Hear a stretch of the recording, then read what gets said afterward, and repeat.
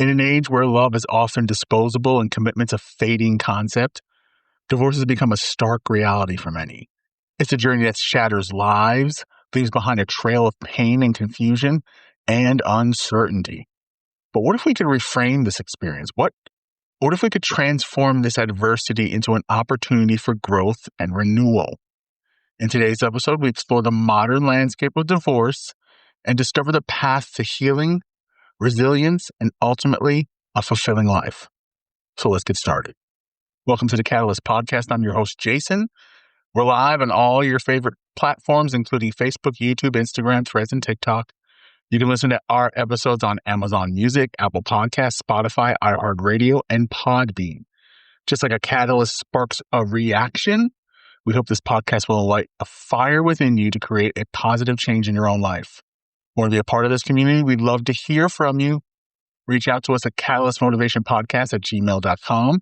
That's catalystmotivationpodcast@gmail.com if you're interested in being a guest or a contributor.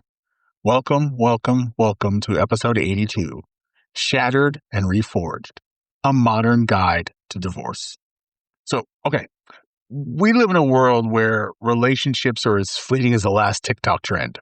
The sacred institution of marriage, once a symbol of enduring love, is now often reduced to a temporary contract. But why is this happening? To quote Anthony Lacconi, that's Anthony, not Antony, or whatever I said. The problem with marriage is that we get into it for the wrong reasons, and then we expect it to solve problems we have no business bringing into it. This is a complex issue, rooted in a stew of societal pressures, unrealistic expectations. And we're constantly bombarded with idealized images of love and happiness, courtesy of social media filters and Hollywood rom-coms, which can set us up for disappointment when reality doesn't match the fantasy. A few modern examples of this is the rise of the hookup culture. The casualization of sex has led to free fall in meaningful relationships. Apps like Tinder, Grindr have normalized short-term encounters, making it harder to form deep or lasting connections. The pressure to level up. In our achievement-oriented society, many people view relationships as a status symbol or a stepping stone to success. This leads to superficial connections and a true lack of genuine intimacy. Big one, fear of commitment. Many people are afraid to commit, fearing that they will limit their freedom or trap themselves in a loveless marriage. This can lead to a cycle of short-term relationships and emotional avoidance. The impact of social media, right? Social media can be a double-edged sword. While it can help us connect with others and be a useful tool like we're using it right now for this podcast, it also creates an unrealistic expectation and it fosters feeling of inadequacy. Constant exposure to the perfect relationship can make our own seem less fulfilling. You know, that compare and contrast that we love to do, right? Finally, the decline of traditional values.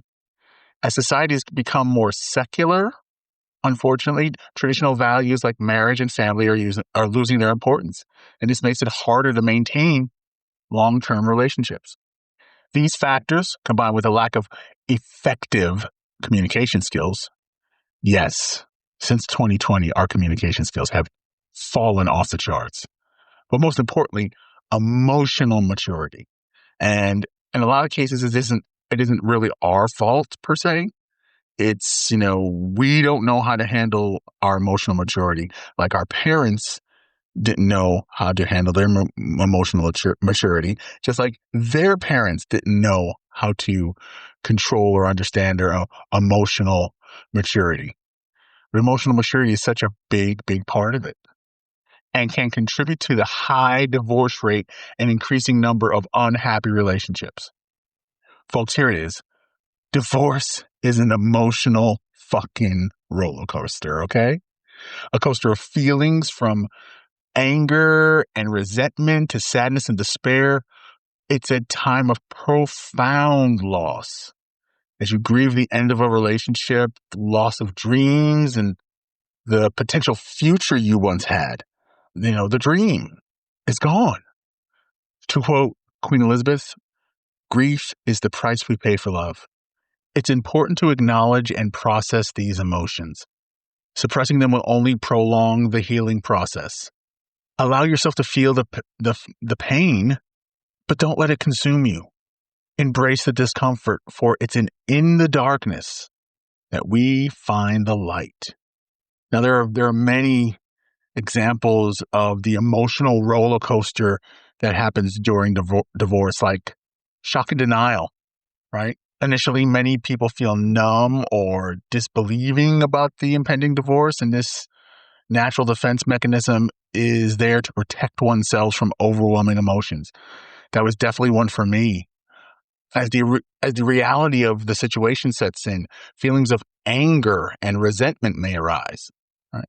These emotions can be directed towards the ex-partner, yourself, or even the circumstances that led to the divorce.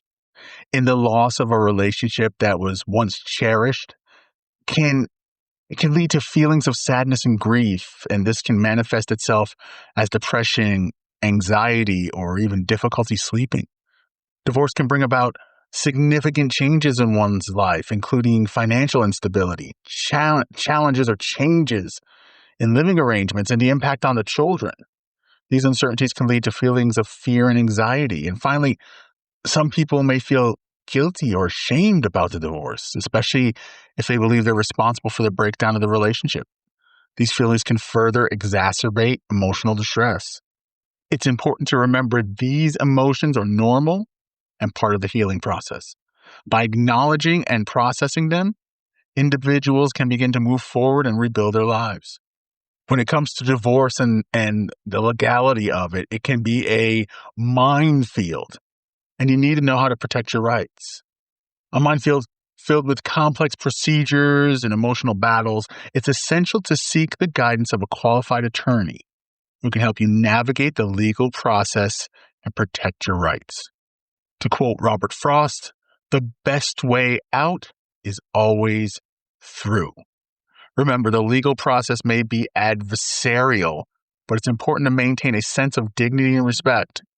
Avoid engaging in destructive behavior, as it will only prolong the conflict and hinder your healing and those around you, especially if you're married with children. You know, it's not just you and your partner, it's the children, it's the parents, the grandparents, the cousins. It affects everyone. The friends, the friendships that you have built around it, it affects everyone. And we need to remind ourselves of that. Some really major issues: child custody and visitation. Determining the custody arrangements and visitation schedule can be a contentious issue, especially when parents are having differing views on what's best for the child. Child support. Calculating and enforcing child support payments can be complicated, particularly in cases involving high income earners and self-employed individuals. Spousal support. Determining the amount and duration of spousal support could be a complex process, especially when one spouse has a significantly higher earning potential than the other. Division of property. Dividing assets such as real estate, investments, retirement accounts can be extremely contentious, especially when there is a significant amount of money involved. And debt division. Who owes what we owe? Who is responsible for paying off the marital debt? Could be a complex process, particularly when there are joint and separate debts. By understanding the legal complexities of divorce and seeking advice from a qualified attorney, and not your friend or family, your cousin Jimmy or Polly, individuals can protect their rights and minimize the emotional and financial toll of the process. Now, there's a lot of negative things about divorce, but we can also try to take a positive look at it. And when we talk about divorce, it's an opportunity for a rebirth. It's a chance to redefine yourself, discover your true passions, and create a life that truly fulfills you. There's going to be a lot of hurt. There's going to be a lot of pain. But take the time to invest in yourself. Pursue your hobbies, learn a new skill, connect with supportive friends and family. By focusing on growth, you'll emerge from this experience stronger and more resilient. I put main focus on my health, my recovery, both physically, mentally, and spiritually. Some other ways of rebuilding yourself after divorce are rediscovering your identity. Get to know yourself, who you are, what you're all about, you know? Explore new interests like hobbies and activities that bring you joy, even if it's something as simple as walking on the beach or getting yourself in physical shape. Whatever it is, take time to rediscover who you are. Make self-care a priority. Mindfulness meditation, yoga, as well as engaging in physical activities like spending time in nature. You know, for me, those two went hand in hand, the self-care and the rediscovering my identity. Let me know what you think. Does it work for you the same way? Let me know. If you didn't have one, now you have the time to build a strong support system. Surround yourself with positive and supportive people who can offer encouragement and advice. This may include friends, family, or a therapist. Do not knock the therapist. Do not be afraid to talk to the therapist. And you know what? Sometimes the best people to build a support system around aren't necessarily friends and family. Sometimes you might have to do some outsourcing. And don't be afraid to do it. If we're going to start over and fresh, we're starting from the bottom and making our way up.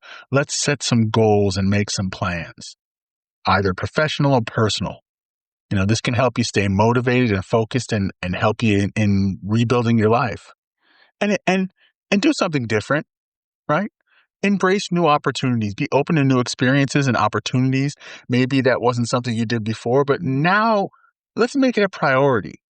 It could be a new job, or moving to a new city, starting a new business, whatever it is. By focusing on your personal growth and self-improvement, you can emerge from divorce as a stronger, more resilient, and more fulfilled person. Now, for those of you who have children like me, divorce can be particularly challenging. It's important to prioritize the well-being of your children and maintain a respectful and cooperative relationship with your ex-spouse, their other parent, whether it be the mom or dad. To quote Jody Day, the most important thing you can do for your children is to love the other parent. I know, guys, I know. It can be a challenge. It can be an absolute challenge, but putting the focus on your child and avoid involving your children in any of the conflicts that you have is so important. Don't bring your kids into the fight. It's not their fight to be a part of. The situation is between you and your partner. All right? So focus on creating a positive and stable environment for your children. Co-parent with grace. And that can help your children navigate this difficult time and emerge with a strong sense of oneself. Put your kids as a priority when it comes to this. And I can honestly say my ex and I, we may not have been perfect in this, but we are getting better. And we try to keep our boy out of the issues that we have and sometimes still have. I'm not going to lie. Some things are hard to let go. But we come together as a team for him and take care of his needs because he is our responsibility, not just one parent, both parents. Now, if you're in a situation where you and your partner are not having the best of communication, here's a couple of tips that might help you with co-parenting with a little bit of grace, okay? Let's be effective communicators to each other, all right? Maintain open and honest communication. Focus on the needs of your child. Avoid using children as messengers or spies. Oh my goodness. I can't tell you how many times that's happened. All right. And I see it happen in other relationships too. Utilize apps and platforms specifically designed for co-parenting to communicate about scheduling, important decisions, and other relative matters without direct contact. We have a text chain, her and I, and this is coming up. This is coming up. We have this event. Are you going to it? Do you need to take care of this for me? Do I need to take care of this for you? Come together and communicate. Develop a consistent and predictable parenting schedule that allows both parents to spend quality time with their children. Do not use your child as a tool or treat them like a hostage. Treat your child like your child. Treat your child like your child. Both parents need to be involved. Both parents need to be involved. And be consistent. There may be some things that the other partner wants to do that you don't, but you have to come to an agreement and be consistent in the parenting styles and expectations. Try to avoid the conflicting rules and discipline strategies. Try to stay on the same page. This next one is big. Avoid negative talk. Refrain from speaking negatively about your ex-spouse in front of your children, because this causes only hurt and damage with not only their relationship with the other parent, but your relationship. And talk about causing emotional stress, right? When it came to me, my son and I would always say, you need to keep in touch with your mom. You need to talk with her. She is your mom. And there may be things that you really love and you really don't. But all in all, you need to love your mother. You need to be with your mother. You need to spend time with your mother. My feelings about her are different, but be positive when you're talking about your ex. Finally, don't try to do this on your own. Consider seeking the guidance of a therapist or a counselor to help you navigate the challenges of co-parenting and to develop healthy communication strategies. I know at the church that we were a part of, they had a grief counselor for death. They had a grief counseling for divorce, a counseling for restoring marriages, and they also had one for dealing for kids and divorce and dealing with co-parenting. Some great tools. There's a bunch out there, folks. Go and seek it. You are not alone in this fight. So be positive and have positive interactions with the other parent. When you spend time together, spend it in great situations that kind of bring you together. Joint activities, birthdays, holidays, however you do it. Just prioritize the needs of your children. Maintain a respectful and cooperative relationship with your ex-spouse and create a positive and supportive environment for your family. Now, after divorce, it's natural to wonder if you'll ever find love again. While it may take time, it's important to remain open to new possibilities. To quote Victor Hugo, the greatest happiness of life is the conviction that we are loved for ourselves, or rather, loved despite of ourselves. Don't rush into a new relationship. Take time to heal. Take time to learn from the past. And when you're ready, be patient and selective. Choose a partner who's kind, supportive, and shares your values. All right?